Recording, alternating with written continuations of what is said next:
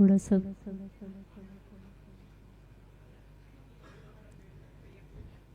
सवा को व्यवस्थित करते हुए दोनों हाथों को जोड़ेंगे। ओम नमः सिद्धिभ्यः।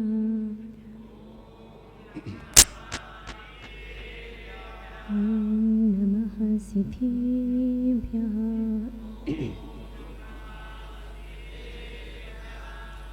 ओम नमः सिद्धिभ्यः।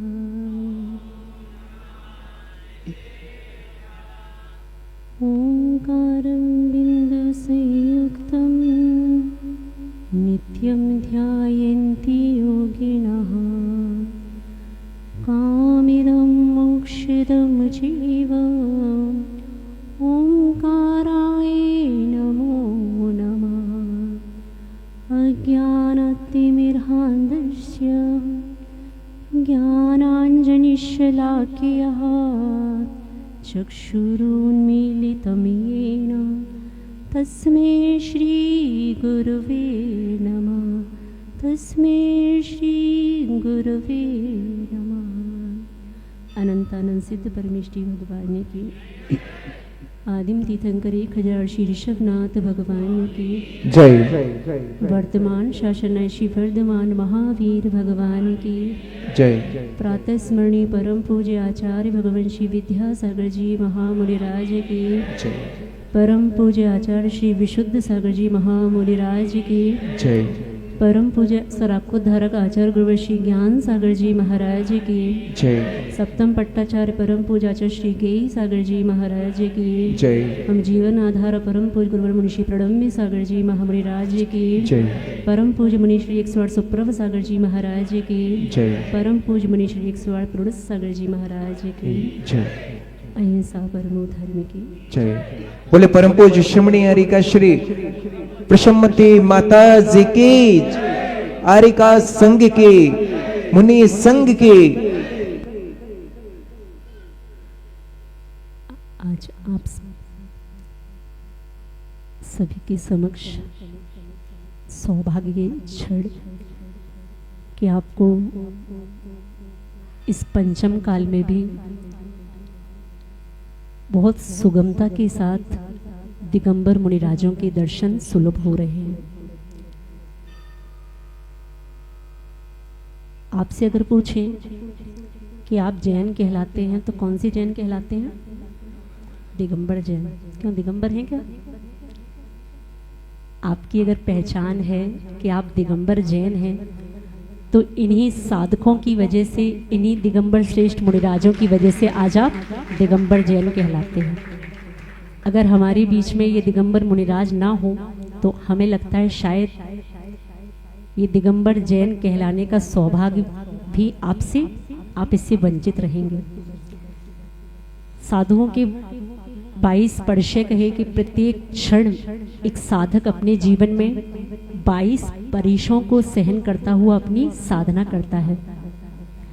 पूज्य महाराज जी के बारे में आपको पता, आप सब परिचित हैं। कुछ समय पूर्व हमने भी रानीपुर चतुर्मास में एक भैया के मुख से सुना जो पूज्य महाराज जी से अच्छे से जुड़े हुए हैं, उनके अच्छे भक्त हैं। उनके मुख से सुना कि पूज्य महाराज जी के ऊपर ऐसे ऐसे उपसर्ग आया है और उपसर्ग को सब सहन करते हुए भी उनके विहार में कहीं से कहीं तक कोई अवरोध उत्पन्न नहीं हुआ।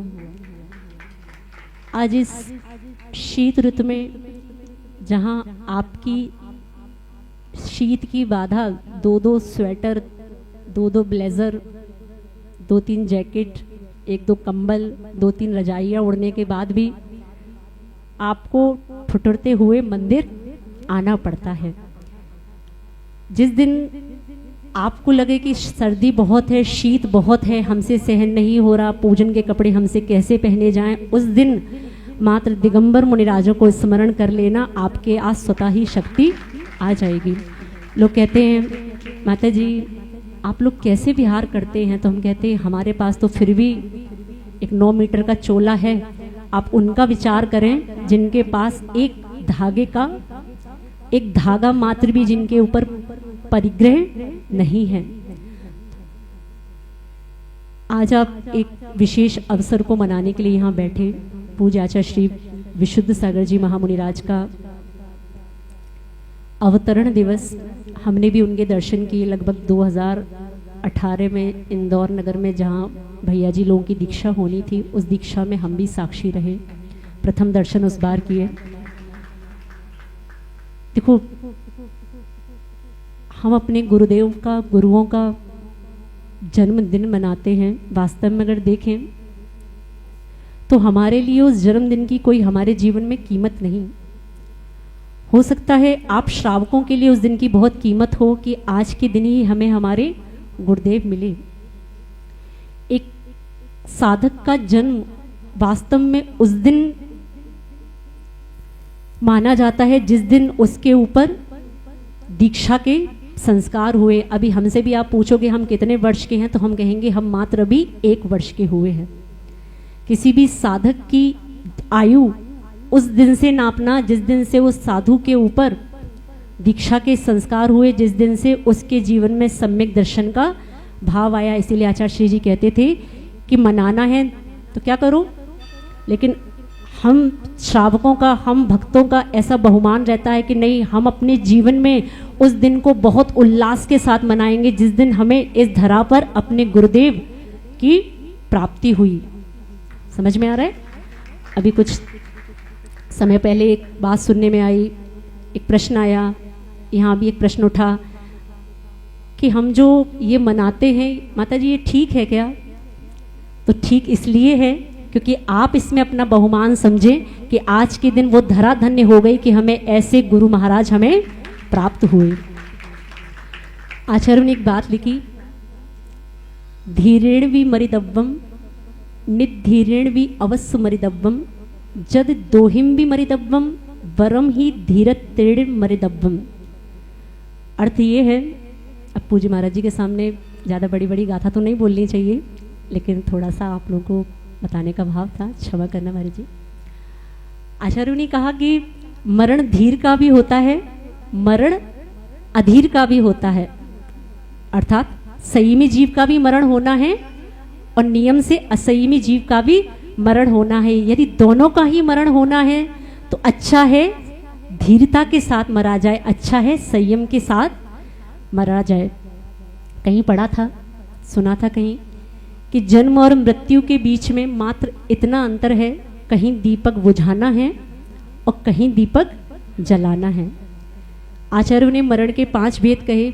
एक ज्ञानी जीव वो कहलाता है जो अपनी यात्रा बाल बाल मरण से प्रारंभ करते हुए वो अपनी यात्रा को पंडित मरण पे जाके समाप्त करता है। आप समाधि भावना में एक पंक्तियां पढ़ते हैं, पढ़ तो जाते हैं फ्लो में, लेकिन उसका बहुत गहरा भाव है। क्या पढ़ते हैं? पंडित मरण हो मेरा ऐसा अवसर दो। भगवान जीवन में बस एक ऐसा अवसर दे देना कि अभी तो मेरा मरण कौन सा हो रहा है, अभी कौन सा मिथ्या दृष्टि का मरण अगर कहलाएगा तो कौन सा, कि भगवान अभी तक तो मैं अनादि काल से बाल बाल मरण करता हुआ इस संसार समुद्र में परिभ्रमण कर रहा हूं। ये भगवान बस मेरे जीवन में एक ऐसा समय आ जाए, आज के दिन बस यही भावना करके उठना।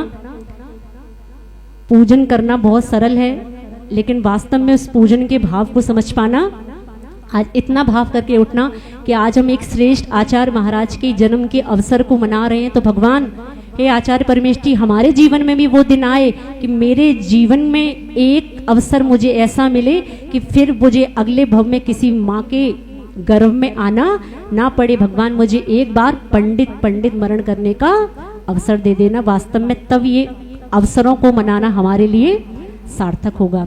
और भैया ने कहा माता जी ऐसी हैं, माता जी वैसी हैं। हम कहते हैं कि सूरज के सामने कभी जुगनुओं की प्रशंसा नहीं करते, क्योंकि सूरज का एक दिव्य प्रकाश होता है, दिगंबर मुनिराजों का एक अपना आभा मंडल होता है, अपना एक दिव्य प्रकाश होता है।